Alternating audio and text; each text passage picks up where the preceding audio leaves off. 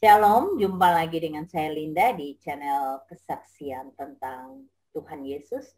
Kita sambung ngobrol-ngobrol lagi dengan Cakolik. Jadi kita bisa tahu kesaksian-kesaksian dia dan juga kita mau dengar juga bagaimana perjalanan imannya dia dengan pengalaman dia dengan tentunya dengan Tuhan Yesus. Jadi bagaimana tadi yang kemarin dia sharing tentang pengalaman spiritualnya dia di bawah Tuhan Yesus ke surga dan ke neraka dan ke surga. Jadi kita bisa nanti dengar kelanjutannya seperti apa iman percayanya dia setelah dia mengalami pengalaman-pengalaman supranatural dengan Tuhan secara langsung. Apakah dengan dia yang hidup sendiri terbuang dari keluarganya, apakah dia luntur iman percaya atau ragu kepada Tuhan atau justru bertambah iman percayanya, kita ngobrol lagi ya. Shalom Mas Solik. Shalom. Nah, apa kabar Lik? Puji Tuhan, sehat, berkat Tuhan. Puji Tuhan ya. Ngobrol-ngobrol lagi nih Mas Solik. Mami pengen ngobrol sama Holik itu, kan Holik ini punya pengalaman-pengalaman supranatural yang tidak semua orang mengalami kan. Buat kita yang punya pengalaman-pengalaman supranatural, tentunya kita tidak akan melepaskan iman percaya kita apapun yang terjadi. Nah, kita pengen tahu nih Lik, pengalamanmu kan kemarin di bawah Tuhan ke neraka, kemudian kamu melihat di sana ada Ramamu di sana, kemudian bagaimana kamu berusaha untuk menolong Rama, tetapi ternyata Rama tidak mempunyai tidak punya undangan gitu loh. Nah, tentunya orang yang punya undangan, orang-orang yang percaya ya sama Tuhan Yesus ya. Yang di dalam Kristus. Nah, kamu bisa cerita lagi dong, bagaimana iman percayamu setelah pengalaman-pengalaman ini? Ya setelah penglihatan itu sih, saya semakin semakin lebih berhati-hati lagi dalam iman ini selama kita masih diberi kesempatan oleh Tuhan.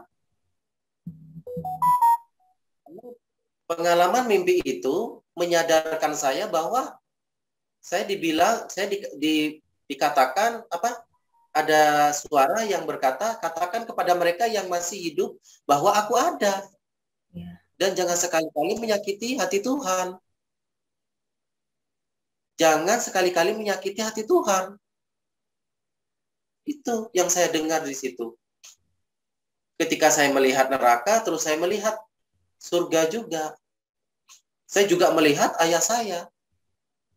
Apakah saya ini, kalau dibilang saya ini berbohong? Mungkin kalau cuma mimpi ketemu neraka surga, orang mah gampang. Tapi di situ juga ada orang tua saya, bayangkan. Bayangkan di situ ada orang tua kita yang membesarkan kita, yang mendidik kita. Ada di situ, saudara. Saya juga kaget di sini, merasa saya terpukul di sini. Saya seorang anak melihat orang tua saya. Tapi dari sini saya lebih berhati-hati dalam hidup ini. Karena iman percaya saya kepada Yesus, saya harus pergunakan dengan sebaik-baiknya. Maksud Tuhan, waktu Tuhan yang Tuhan berikan harus saya gunakan sebaik-baiknya. Sebab Tuhan akan memberikan tanda-tandanya. Jadi benar, Tuhan akan berkehendak kepada siapa yang dia kehendaki. Benar, Tuhan kalau udah berkehendak terjadi, ya terjadi. Nah, pengalaman saya ini juga Ketika saya mengalami seperti ini, saya banyak lebih peka. Saya diberikan kepekaan oleh Tuhan. Amin. Kepekaan. Kepekaan apa? Satu, rasa saling mengasihi. Rasa mengampuni. Meskipun saya dihina, dihujat, jangan balas, biarkan saja. Penghakiman adalah hakku. Mungkin kalau saya dihina atau begini, saya akan enggak. Tuhan tidak pernah mengajarkan. Dalam 10 hukum perintah Allah, kita tidak boleh membunuh kok. Tidak boleh membunuh. Jangan membunuh. Apalagi kita menghilangkan nyawa orang, berencana membunuh orang itu, aku akan bunuh dia, rencana. Itu udah dosa. Menghakimi.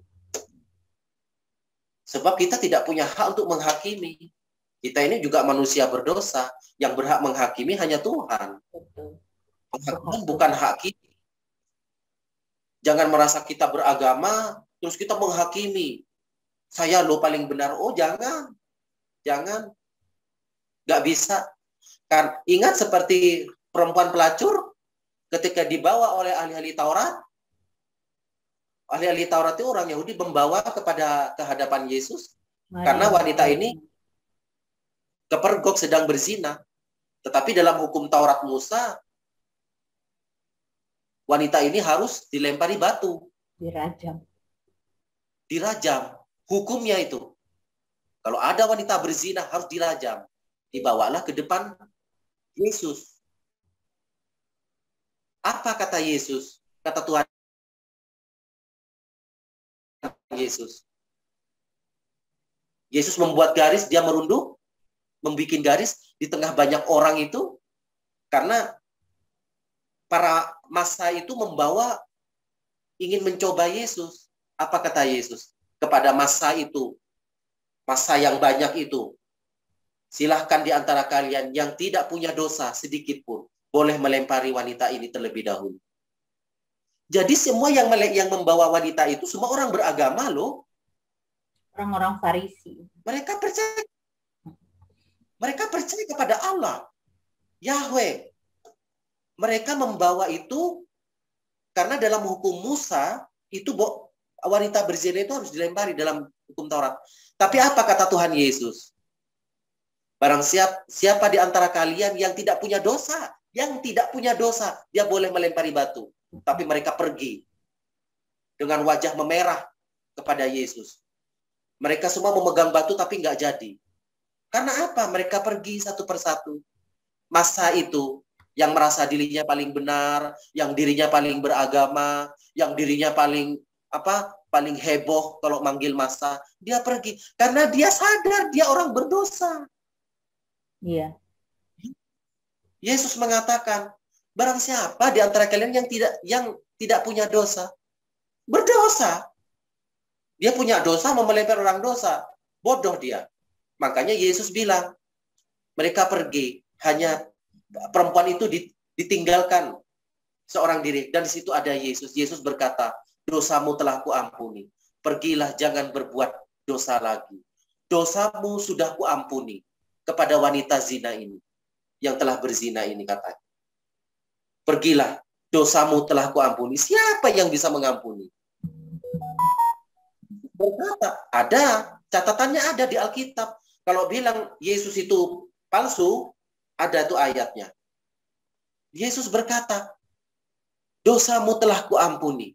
Telah diampuni. Pergilah, jangan berbuat dosa lagi. Masa yang banyak itu, yang bergerombol-gerombol itu, mereka semua beragama loh. Mereka semua beragama. Tetapi mereka apa? Mereka seakan menghakimi. Senang kalau menghakimi. Senang. Zaman sekarang ini, ya maaf ya saya ngomong, ini, kalau zaman sekarang ini, orang beribadah jangan diganggu. Berikan hak untuk orang beribadah. Ibadah di rumah diganggu. Dibubarin. KKR dibubarin. Ngucapin Natal nggak boleh. Maksudnya apa? Kok nggak boleh ngomong Natal? Wong di Arab aja pohon Natal besar-besar kok di Arab Saudi. Kok cuman di Indonesia yang heboh? Kok malah kayak kebakaran jenggot? Jangan sentimen gitulah. Dewasa dikit lah beragama. Punya agama itu yang dewasa. Di Arab aja, di Palestina itu pohon Natal besar-besar. Kenapa di Indonesia jadi gereja ditutup, gereja susah dibangun? Jangan gitu. Saudara itu sadar diri. Indonesia ini dibangun bukan sama satu agama, bukan satu agama. Perjuangan Indonesia ini semua, ada Kristen, ada Islam, juga agama-agama lain, ada Buddha, ada Hindu. Jadi jangan merasa sok negara NKRI ini dibangun oleh satu agama, enggak ada.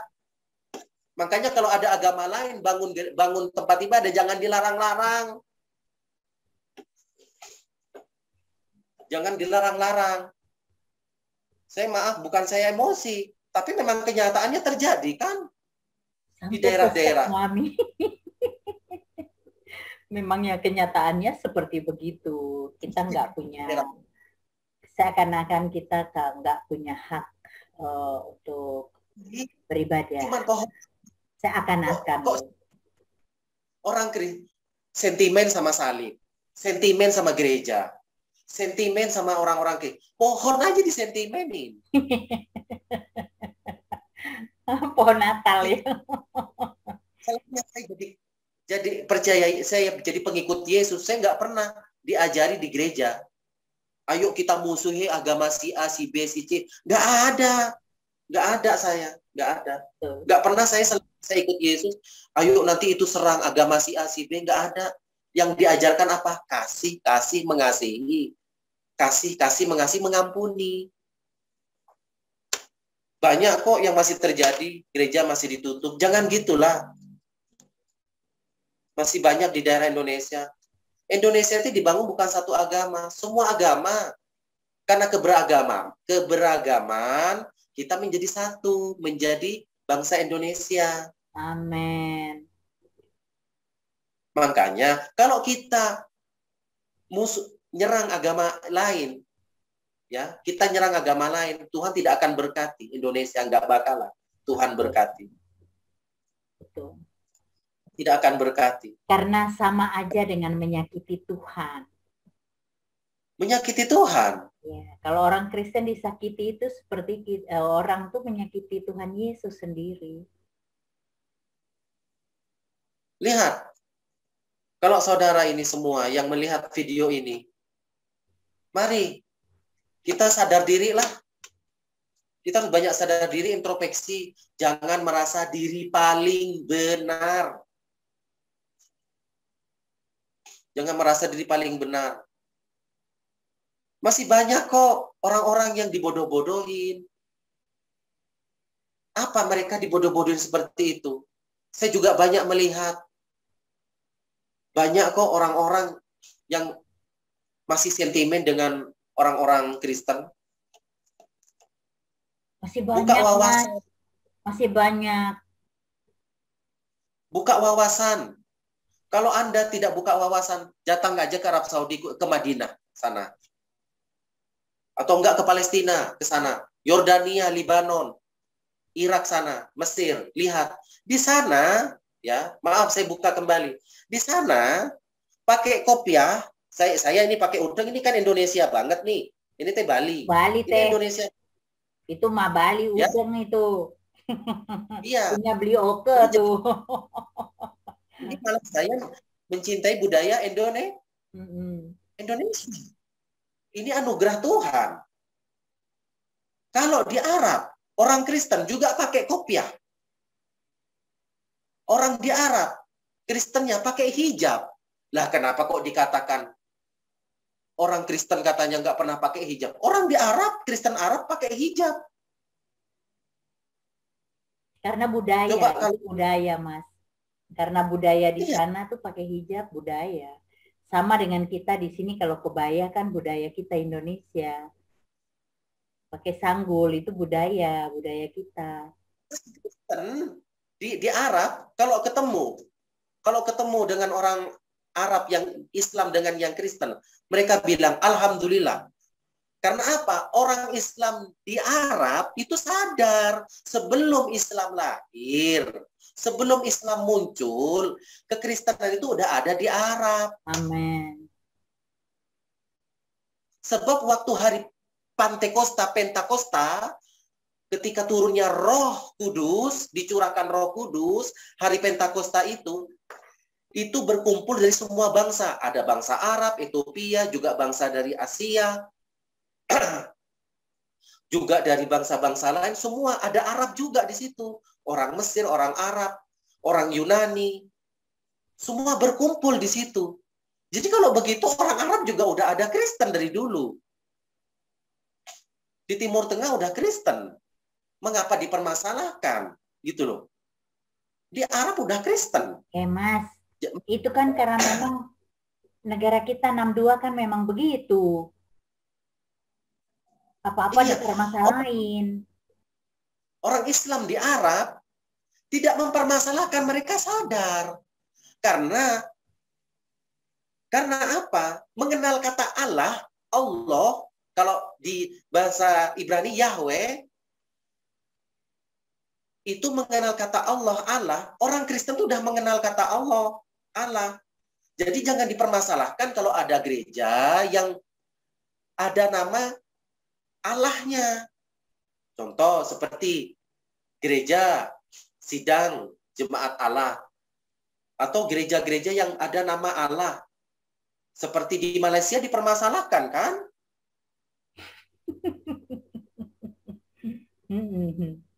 Permasalahkan nama Allah. Ujung-ujung sekarang udah di rembuk, mereka udah masuk musyawarah, jadinya dibolehkan. Apa juga? Sebelum Islam lahir, kata Allah itu kata udah dimiliki oleh orang Kristen. Loh kok dipermasalahkan? Kata alhamdulillah itu juga orang Kristen di Arab juga pakai alhamdulillah. Kita aja di Indonesia yang bilang puji Tuhan. Ya. Praise the Lord. Karena diartikan ke Indonesia. Iya. Karena kita Indonesia. Kalau orang bule, beda lagi pengucapannya. Orang Jepang ya beda lagi. Orang suku Madura, Dayak ya beda lagi pengucapannya. Contoh di Arab ini, ya kita buka. Di Arab, orang Kristen Arab, dari dulu, itu ada yang namanya Aziz loh. Ada yang namanya Nur Aziza. Ada yang namanya Habib. Orang Kristen Arab. Ada yang namanya Habib, jadi bukan gelar itu. Ada yang namanya Aziz, ada yang namanya Nabila. Ada yang namanya Khalid. Nama orang Kristen di sana. Orang Kristen Arab sudah namanya nama Arab. Nama Khalid, nama Aziza. Ya, nama budaya kan. Sama dengan kalau di Jawa namanya Painem, Bekijo, itu kan nama orang asli Jawa gitu. Ya tentunya di sana juga mereka namanya asli Arab ya. Ya kalau orang Arab Kristen ya ada. Ya kalau orang Kristen di Arab namanya Bejo, namanya Sutinem, ya nggak mungkin. Iya. Orang Kristen Arab, kita kenalan, kita jabat tangan. Dia orang Kristen Arab, dia pakai bahasa Arab. Ditanya namanya. Namanya siapa? Nama saya Bejo. Atau nama saya Yono, Suyono. Ya nggak mungkin. Pasti dia nama Arab, tapi Kristen. Iya. Jadi nama-nama itu, nama-nama Arab, nyampe ke sini, wah, ini namanya ini kok kayak agama saya. Oh enggak. Jadi orang di Arab dipermasalahkan. Nama Allah saja, Allah saja itu dipermasalahkan di Indonesia. Kalau nggak dimasalahin, Mas, kalau nggak dimasalahin tuh bukan Indonesia namanya. Indonesia tuh apa-apa memang pasti jadi masalah, Mas. Gereja dibom. Gereja dibom. Maksudnya juga apa? Gereja ngebom. Kok ada niat membunuh orang, aku akan membunuh orang, akan bawa nama Allah. Loh, kalau kita bawa nama Allah, Allah kita membela. Allah tidak usah dibela, tidak usah. Allah tidak usah dibela, Dia akan membela kita. Kita hanya Amin. manusia, kita hanya seonggok daging. Kok kita mau membela Tuhan? Tuhan yang akan membela kita. Kita gak usah sok membela Tuhan, gak bisa. Tuhan yang akan membela kita. Amin. Kan sudah ada. Tuhan itu maha pengasih dan maha penyayang. Allah itu maha pengasih dan penyayang. Loh, kalau maha pengasih dan penyayang, ya kita harus mempunyai kasih sayang, rasa persaudaraan, toleransi, saling menghargai. Ini mana? Nggak ada. Gereja-gereja juga banyak yang jadi korban. Bukan hanya ditutup, izinnya susah, tapi juga dibom, belum lagi dibom. Memang kalau ngomong gereja izinnya susah, memang cuma di Indonesia yang susah sekali. Kita mau membangun gereja tuh izinnya tuh susah banget. Kita bisa lihat mungkin di Indonesia nih, kalau kita lihat di Papua ya, Papua tuh agama lain membangun rumah ibadahnya dengan mudah, karena orang Papua tuh juga toleransinya luar biasa. Beda kalau kita yang di Jawa membangun gereja tuh susah banget. Sekarang saya tanya nih, karena Indonesia ini bukan dibangun satu agama. Pejuang yang membela Indonesia di Bali siapa? I Gusti Ngurah Rai. Agamanya apa? Hindu. Pahlawan Ambon. Patimura. Patimura, dia Kristen. Juga Christina Marta Tiahoho. Dia Kristen. Dia membela. Dia tidak mau dinikahin oleh penjajah. Dia ingin dinikahi oleh company Belanda. Dia tidak mau. Dia lebih baik mati daripada saya nikah dengan orang company. Dia lebih baik membela mati demi NKRI ini. Dia Kristen loh. Tapi kok selama ini anak cucu kita yang generasi penerus kok nggak diajarkan tentang toleransi. Jadi yang kecil-kecil yang baru tumbuh ini mereka dicekoki dengan radikalisme. Radikalisme begini, oh Kristen itu digambarkan begitu. Jadi mereka terpupuk terus sampai besar. Susah memang. Karena pertumbuhan manusia juga cepat. Pertumbuhan manusia. Saya sedih dengan kejadian kemarin itu gereja yang di Makassar. Yang di Makassar. Itu kan kejadian baru-baru. Itu kalau yang sejalan pikirannya, wah ini udah masuk surga, nggak bisa, nggak ada surga, mati bunuh diri. Bunuh diri ya konyol, bunuh diri ya matinya ya nggak diterima rohnya. Orang gantung diri itu ya bunuh diri, ya bom bunuh diri. Sama aja bunuh diri. Jadi nggak bisa, saudara. Kita harus satu, kita harus punya hati nurani. Kita kalau beragama kita harus lebih dewasa. Jangan, agama itu kan mengajarkan kebaikan. Tidak ada agama yang mengajarkan berbuat jahat, menghujat dan lain-lain. Tapi kalau orang itu menghujat atau melakukan hal yang jahat buat manusia kepada manusia lain, itu ajaran yang nggak benar. By the way, saya juga ada. Aku bersyukur banget, Mas Olik. Puji Tuhan ya, kita itu dijamah Tuhan, diselamatkan Tuhan.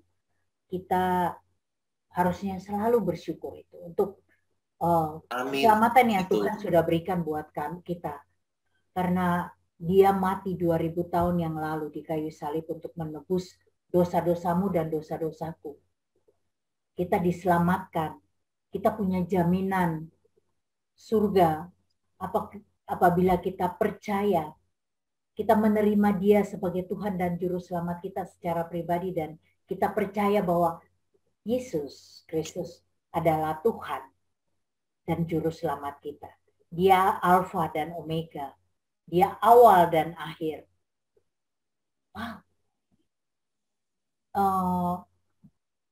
Saya kira mungkin sedih banget sih kalau melihat hal-hal yang tidak apa ya, yang tidak bagus terjadi di antara kita, hubungan antara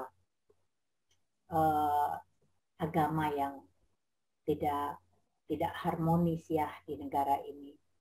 Sayang banget karena kita harusnya tuh Bhinneka Tunggal Ika. Tuh semboyan kita kan Bhinneka Tunggal Ika, berbeda-beda tapi tetap satu, kita Indonesia. Jangan pernah jadikan Indonesia satu agama, tetapi jadikanlah Indonesia ini beraneka ragam, karena kita terdiri juga dari berbagai suku bangsa, berbagai bahasa. Jadi kita ini bermacam-macam. Kita orang Indonesia tuh ada yang hitam, ada yang coklat, ada yang putih. Rambutnya ada yang keriting, ada yang berombak, ada yang lurus. Kita bermacam-macam, bahasa kita berbagai macam bahasa. Makanan kita berbagai macam ragam makanan kita, dari timur sampai ke barat. Kalau kita mau jadikan semuanya jadi satu, kita bukan Indonesia lagi pastinya. Dan kita berharap kita tetap Indonesia satu, Bhinneka Tunggal Ika. Demikian saudara, kita ngobrol-ngobrol malam hari ini dengan Mas Holik. Iman percaya dia yang tidak goyah sedikit pun, karena pengalaman-pengalaman dia secara supranatural itu membuat dia kekeh iman percayanya. Dan nanti kita ngobrol-ngobrol lagi dengan dia, kita tanya-tanya lagi dia bagaimana pelayanan dia beberapa hari atau akhir-akhir ini. Kita juga pengen dengar ceritanya dong. Sebentar lagi kita akan tanya-tanya lagi ya. Terima kasih banyak saudara yang sudah nonton video kami. Jangan lupa di like dan subscribe, dan bantu share video kami agar boleh jadi berkat bagi banyak orang. Terima kasih saudara. Tuhan Yesus